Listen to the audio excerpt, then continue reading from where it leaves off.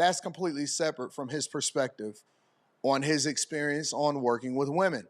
And this is exactly what men talk about as far as their fears. And this is exactly what men talk about as far as their fears. Men are fearful, especially if you have resources, because you then become a target.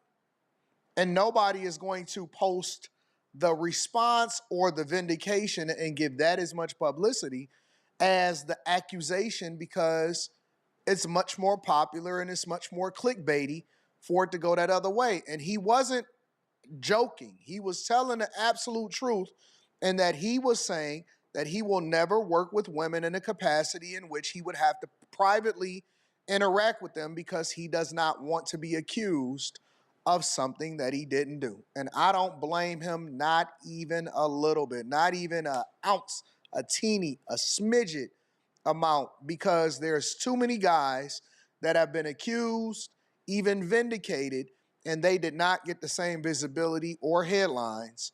And I wasn't even really familiar with this like this until he just brought it up and this question was asked by Graham. But he's right, and I don't blame him at all. I remember when the whole Me Too thing was popping off, right? And basically guys was, and I ain't even just talking about big popular singers and all of that type of stuff, movie stars and actors. There were normal, everyday guys that were losing their jobs based off of an accusation alone. Guys were so fearful, men were so fearful of dealing with women in a personal way or having a conversation or a meeting or a conference, where they would actually go and get a female colleague to interact with them or to have a meeting. Couldn't even have a one-on-one. And so I personally know guys that were doing their one-on-one on Zoom calls, and they would let them know beforehand that it was recorded so that they couldn't be accused of something that they didn't do. And there's still a segment of course you're going to have the simps. Of course you're going to have a bunch of people say, oh, no, whatever, blah, blah, blah. Believe all women. But the minute that that whole believe all women narrative started to take off, man, there was a lot of women that leveraged it.